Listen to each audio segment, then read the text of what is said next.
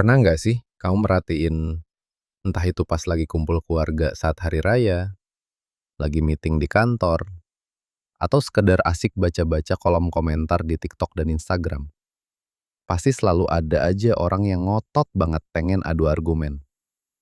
Coba bayangin situasinya. Ada satu topik sepele yang dilempar ke tengah meja.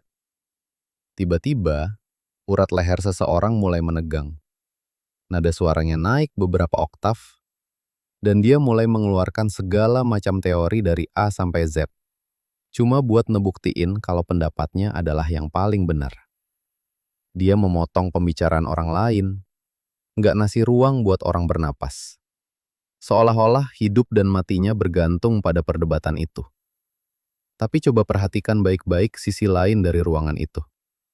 Di sudut sana, orang yang sebenarnya beneran paling cerdas, paling berpengalaman, atau yang ilmunya paling tinggi di ruangan itu, biasanya justru yang paling diam. Mereka cuma duduk bersandar santai, tersenyum tipis, sesekali mengangguk-ngangguk tanpa beban, dan lebih milih buat nyeruput kopinya ketimbang ikut panas-panasan adu mulut di tengah arena. Pernah nanya ke diri sendiri nggak, kenapa mereka memilih untuk diam? Apakah mereka nggak punya argumen buat melawan? Apakah otak mereka ngeblank dan nggak tahu harus ngomong apa? Ataukah karena mereka merasa takut kehilangan muka kalau argumennya dipatahkan? Atau justru sebaliknya? Jangan-jangan mereka tahu sebuah rahasia besar yang luput dari pandangan kita semua. Selamat datang di Universe Pustaka. Obrolan kita hari ini bakal terasa sedikit menampar, tapi menampar dengan cara yang membebaskan. Karena hari ini kita bakal ngebedah satu fenomena yang setiap detik kita lihat. Atau parahnya, sering tanpa sadar kita lakukan sendiri. Kita hidup di zaman yang sangat bising. Zaman di mana internet dan media sosial ngasih semacam ilusi ke setiap orang bahwa opini mereka adalah hal yang sangat krusial bagi kelangsungan peradaban dunia. Kalau ada sebuah kasus viral hari ini, entah itu soal politik, gaya hidup artis, sampai urusan cara memasak telur yang benar, semua orang tiba-tiba merasa punya kewajiban moral untuk angkat bicara. Kita dikepung oleh sebuah fenomena sosial di mana diam itu seringkali dikonotasikan sebagai kekalahan. Orang yang nggak punya argumen dianggap bodoh. Orang yang mengalah di kolom komentar dianggap pecundang.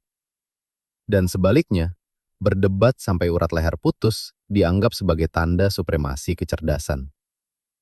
Masyarakat modern mencekoki kita dengan pemahaman bahwa menjadi cerdas berarti kamu harus bisa menskapmat lawan bicaramu di depan umum.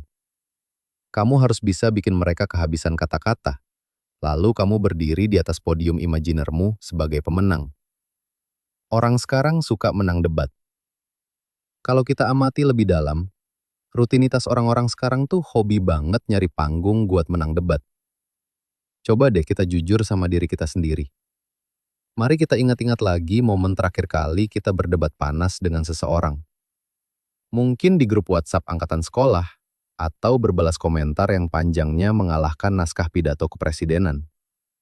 Tujuan utamanya sebenarnya bukan buat nyari kebenaran objektif kan? Bukan juga buat nyari jalan keluar atau solusi.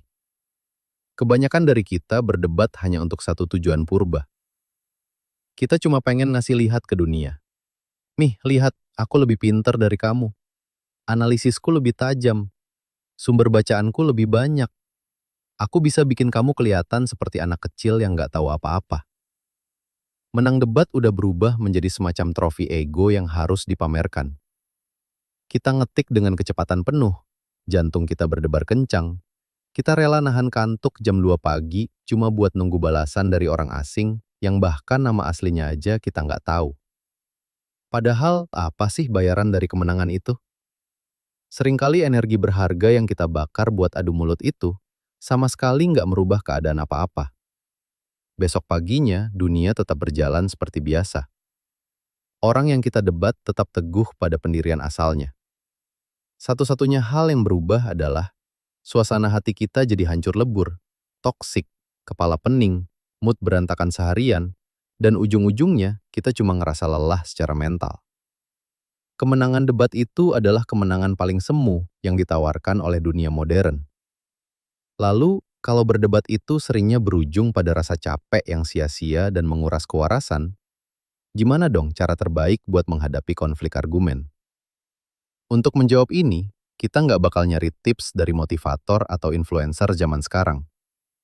Kita bakal menarik mundur pikiran kita jauh ke ribuan tahun yang lalu, melintasi waktu ke peradaban Tiongkok kuno, untuk membedah isi kepala seorang ahli strategi.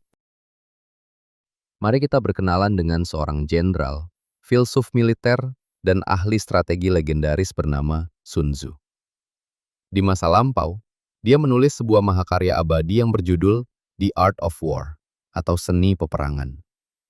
Secara logika rasional kita, karena ini adalah buku panduan tentang perang militer, kita pasti berekspektasi bahwa isinya adalah tentang taktik berdarah. Kita mikir, isinya pasti soal cara bikin formasi pasukan yang mematikan, cara membantai musuh sebanyak-banyaknya di medan tempur, atau cara membumi hanguskan benteng lawan. Tapi nyatanya sama sekali nggak begitu. Sun Tzu menulis naskah ini di masa di mana peperangan adalah sesuatu yang sangat mahal. Kalau sebuah kerajaan memutuskan untuk berperang, artinya para petani harus meninggalkan ladang mereka. Gandum tidak panen, kelaparan merajalela, dan ribuan nyawa melayang. Sun Tzu sangat paham bahwa perang adalah bencana kehancuran, bahkan bagi pihak yang nantinya keluar sebagai pemenang sekalipun. Oleh karena itu, kebijaksanaan yang dia tuangkan di dalam buku itu bukanlah tentang bagaimana cara berperang, melainkan tentang bagaimana menata kesadaran diri di tengah ancaman. Dan dari sekian banyak strategi psikologis yang dia tulis di gulungan bambu kuno tersebut, ada satu kutipan yang paling melegenda. Satu kalimat pendek yang sebenarnya merupakan tamparan keras dan obat penyembuh buat kita yang hari ini masih suka panas-panasan berdebat.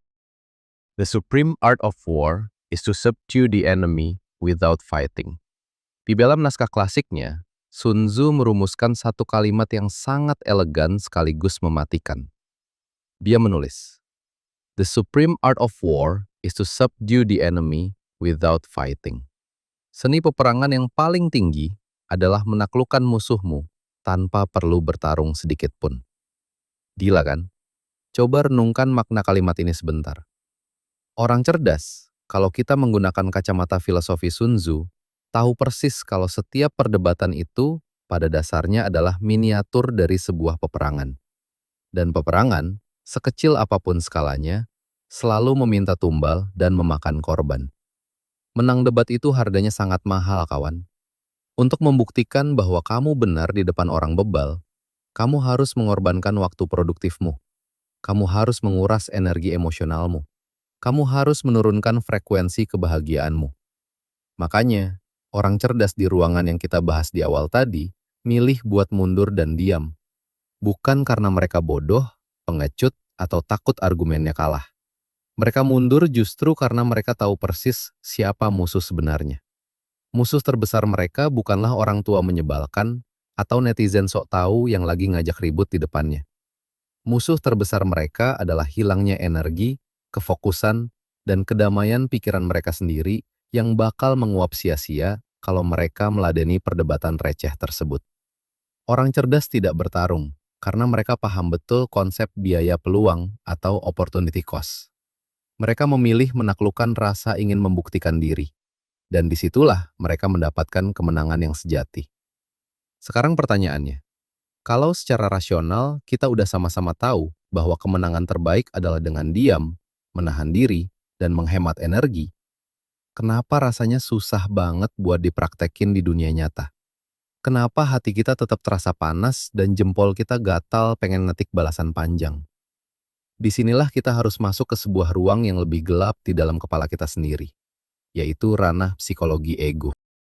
Kalau kita bedah lebih dalam pakai pisau analisis psikologi, sebenarnya kenapa sih manusia gila-gilaan pengen menang debat? Jawabannya sederhana. Hanya terdiri dari 3 huruf. Tapi memiliki daya hancur yang luar biasa. Ego. Manusia modern sudah tidak lagi berhadapan dengan ancaman fisik seperti macan purba atau suku barbar. Jadi, otak primitif kita merespons jenis ancaman baru, yaitu ancaman sosial dan intelektual. Waktu opini atau pendapat kita diserang, dibantah, atau diremehkan oleh orang lain, bagian otak kita yang bernama amigdala seringkali salah mengartikan hal itu sebagai ancaman langsung terhadap kelangsungan hidup kita. Kita ngerasa kalau argumen kita kalah. Kalau kita diam, berarti identitas, harga diri, dan nilai kita sebagai manusia ikut hancur berantakan. Kita mencampur adukan antara siapa diri kita dengan apa yang kita pikirkan. Makanya kita jadi gampang defensif, meledak marah, dan bawaannya pengen nyerang balik merendahkan lawan kita. Nah, orang yang sering gampang terpancing emosinya buat adu argumen, biasanya masih terjebak dan menjadi tawanan di dalam penjara egonya sendiri. Sebaliknya, apa yang membedakan orang cerdas? Orang cerdas memiliki kecerdasan emosional yang sangat matang. Mereka punya kemampuan untuk menarik garis batas yang tegas antara opini mereka dan harga diri mereka. Kalau opini mereka disalahkan, ya sudah, itu cuma opini, bukan diri mereka yang sedang direndahkan.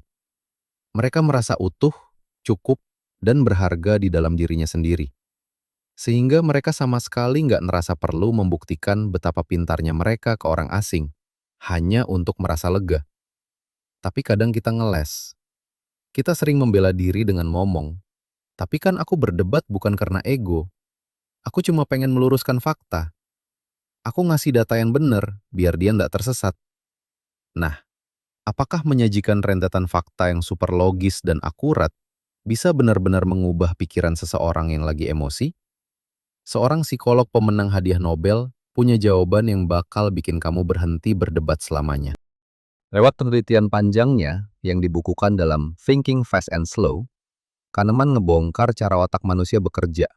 Dan ini ngasih tamparan keras buat kita semua yang masih suka naif mengandalkan fakta saat berdebat. Kahneman ngingetin kalau otak manusia itu pada dasarnya adalah mesin pembuat kesimpulan yang penuh dengan bias kognitif. Ketika seseorang sudah mengambil sebuah kesimpulan atau sikap berdasarkan emosi, dogma, atau keyakinan masa lalunya, kamu tidak akan pernah bisa mengubah pikiran mereka pakai argumen yang logis secemerlang apapun. Ada satu bias kognitif yang sangat menakutkan bernama confirmation bias. Dan saudaranya yang lebih kejam, the backfire effect atau efek bumerang. Saat orang yang punya opini keliru kamu serang menggunakan data, statistik, dan fakta yang valid, bukannya mereka sadar dan bilang, oh iya kamu benar. Otak mereka malah akan merespons itu sebagai serangan. Dan secara otomatis, mereka justru akan memegang keyakinan bodohnya itu dengan jauh lebih kuat dari sebelumnya. Fakta yang kamu berikan justru jadi bumerang yang bikin mereka makin radikal dengan kebodohannya. Jadi, coba pakai logika Kahneman ini. Buat apa orang cerdas membuang-buang argumen berlian, fakta yang rapi, dan waktu yang berharga ke orang yang sebenarnya cuma mau mendengar suaranya sendiri? Orang cerdas memilih untuk minggir dan senyum, karena mereka paham betul batasan biologis dan kognitif manusia. Mengedukasi orang yang sejak awal memang sudah menutup telinga dan tidak mau belajar itu, bukanlah perbuatan mulia. Itu namanya menyiksa diri sendiri dan membuang-buang waktu yang tak bisa didaur ulang. Jadi, kalau menyajikan fakta sudah tidak lagi mempan, dan meladeni perdebatan panjang hanya akan memberi makan ego lawan bicara kita, sekaligus menghancurkan energi kita sendiri, apa yang sebenarnya tersisa? Apa yang harus kita lakukan saat ada seseorang yang secara terang-terangan menyerang opini, prinsip, atau jalan hidup kita? Di titik kritis inilah, kita membutuhkan sebuah tameng mental anti peluru. Dan tameng kokoh itu bernama stoikisme.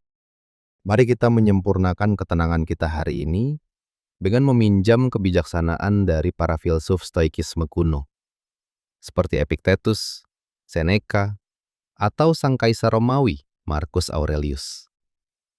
Filsafat stoikisme tidak mengajarkan kita untuk menjadi batu yang tak berperasaan, melainkan mengajarkan kita untuk membangun sebuah benteng pertahanan yang tak tertembus di dalam pikiran kita sendiri.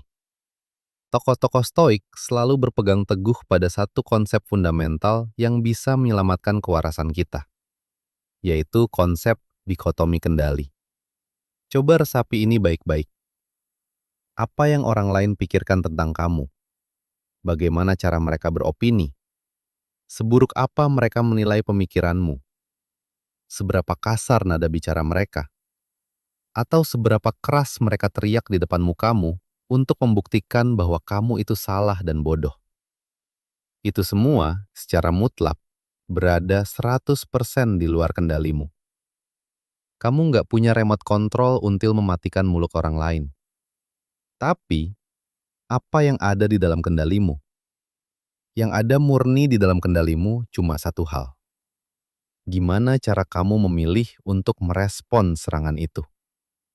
Orang cerdas, entah mereka sadar atau tidak, mengaplikasikan seni stoikisme ini secara natural dalam keseharian mereka. Saat ada orang yang memancing keributan dan mencoba menjatuhkan argumennya, mereka menarik napas panjang dan membangun jarak emosional. Mereka sadar penuh bahwa membiarkan orang lain merasa menang secara verbal, membiarkan orang lain bersorak-sorai karena merasa berhasil menskakmat mereka, sama sekali tidak akan merubah realitas. Hal itu tidak akan membuat kecerdasan, saldo tabungan, kualitas karakter, atau nilai diri mereka berkurang 1 mm pun. Mereka nggak butuh tepuk tangan atau validasi dari orang yang salah, hanya untuk merasa hidupnya berada di jalan yang benar. Bagi seorang penganut mentalitas stoik, penguasaan diri dan kedamaian pikiran jauh lebih mahal harganya daripada sebuah piala kemenangan dari perdebatan yang sia-sia. Setelah kita membongkar semua ilusi perdebatan dari sudut pandang strategi perang Sun Tzu, membedah ego dan kekeras kepalaan otak lewat Kahneman, sampai belajar masa bodoh yang berkelas lewat kacamata stoikisme, coba renungin lagi kebiasaan-kebiasaan kita sehari-hari mulai malam ini. Kalau besok pagi, lusa, atau minggu depan, ada orang yang tiba-tiba mancing-mancing kamu buat ribut, entah itu kolega di meeting kantor, anggota keluarga besar yang sok tahu, atau sekedar komentar usil di media sosialmu. Berhentilah sejenak. Tahan jempolmu dari layar HP. Tahan lidahmu yang mungkin sudah gatal untuk merangkai kalimat balasan yang menyakitkan. Ingat kembali kata-kata Jenderal Sun Tzu tadi. Kemenangan tertinggi dan terbaik adalah kemenangan tanpa perlawanan. Kadang, Opens membalas dengan sebuah senyuman tipis, anggukan santai, tatapan mata yang damai, sambil merespons pelan, "Oh gitu ya? Masuk akal sih. Mungkin kamu yang benar." Adalah tamparan psikologis yang paling telak, paling berkelas, dan paling mematikan yang bisa kamu kasih ke orang yang cuma bermodalkan ego. Kenapa? Karena saat kamu tidak memberi mereka perlawanan yang mereka cari, api ego mereka akan mati tertiup angin karena kehabisan oksigen. Simpan energimu yang sangat terbatas dan berharga itu buat hal-hal yang beneran ngebangun hidupmu. Gunakan untuk mencintai orang di sekitarmu, menyelesaikan karya-karyamu, atau sekedar tidur siang yang nyenyak.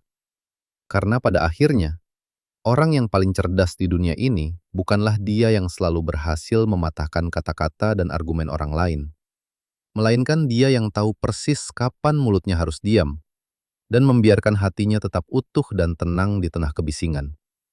Tinggalkan pikiran itu sejenak untuk kamu resapi. Aku pamit dari Universe Pustaka. Sampai jumpa di ruang renung berikutnya.